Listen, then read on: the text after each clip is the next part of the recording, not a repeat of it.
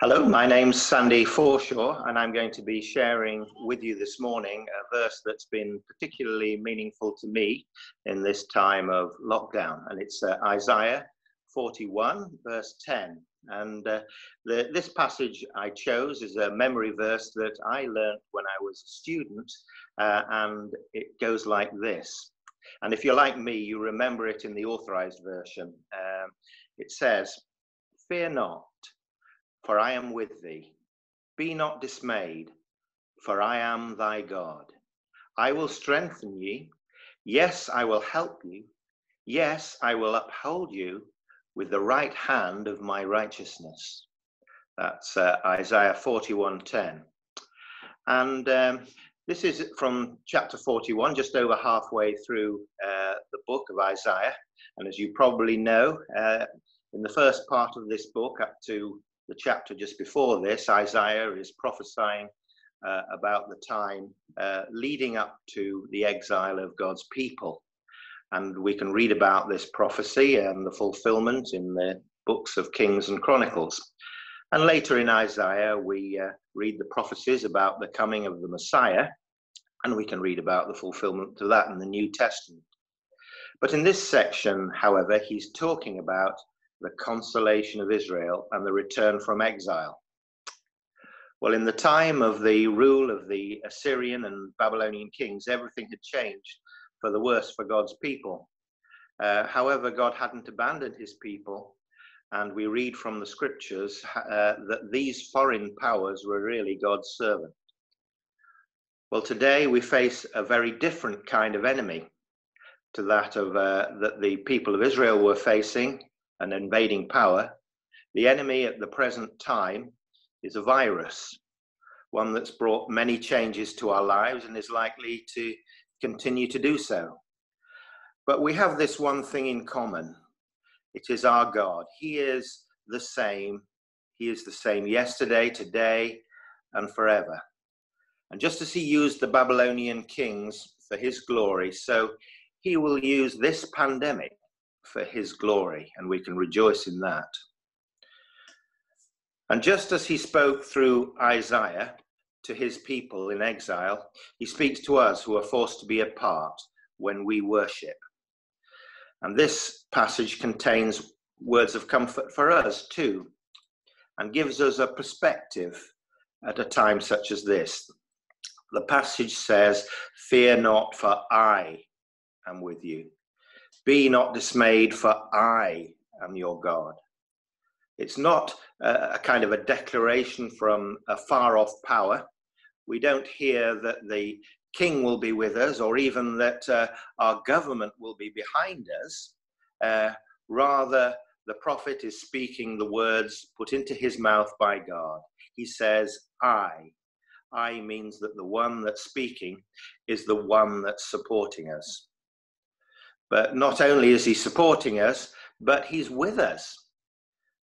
I am with you, the passage says. He's not like a general who might come to the battle to talk to the troops and give them encouragement, and then perhaps go 10 miles behind the front line. No, he says that he's going to be with us in our difficulties, just as he was with those exiles returning from Babylon in that promise. In the First World War, there were regiments called Friends Regiments, you may know, men from the same town who would go to war together because it was judged that they would be more courageous if they were with their friends. And there's something about being with someone else that gives us encouragement and calms our fears and our worries. I know that when I'm at work and perhaps I face a challenge, it's much easier to face that challenge when I'm with someone else that I know and that I trust. And in this passage, although the one speaking is talking like a friend, he's no ordinary friend. He says, I am your God, the one who brought the universe into being. In the passage just before this, we read these words. Do any of you measure the ocean by yourself, or stretch out the sky with your own hands? Did you put the soil of the earth in a bucket, or weigh the hills and mountains on balance scales? And then later, to the Lord, all nations are merely a drop in a bucket, or dust on the balance scales. What a friend indeed we have then, and it's his identity, if you like, coupled with his presence, that form the basis of why we don't need to be afraid, according to the passage. And I think that's true for us. The Lord says, "Fear not, for I am with you." The use of the present tense, "I am," reminds us that God transcends time.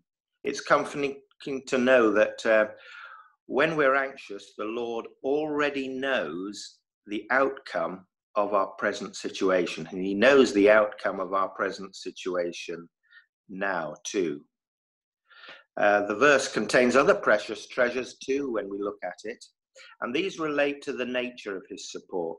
Not only is he strong to a degree well beyond our understanding, but he supports by giving us strength. Anxieties that can arise often when we feel that we haven't any power or any influence in the outcome of a situation.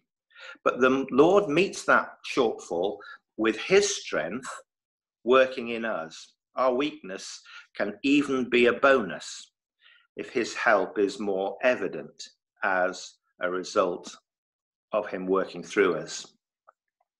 The last two things I just want to say briefly that are encouraging from this verse is that he promises to uphold us. And the word uphold in the English language means to defend against opposition and to confirm a judgment. In a court of law, if something is being challenged, and a principle might be upheld, so too is the Lord promising to uphold us when we're challenged. We don't have to lean on our own understanding. Secondly, the form of our support is the right hand of his righteousness. If we're challenged on our own righteousness, I'm sure we'd all be in trouble. I certainly know that I have, because we know that all have sinned. No, the Lord gives us all the benefits that accrue from his righteousness, the only one who lived without sin. So, in summary, in this passage that I read, "Fear not, for I am with thee. Be not dismayed, for I am thy God. I will strengthen thee. I will help you. I will uphold you with the right hand of my righteousness." But the Lord is not promising a way out of our anxiety based on giving us an easy life, but rather our peace comes from his presence, his help, his defense, and his righteousness.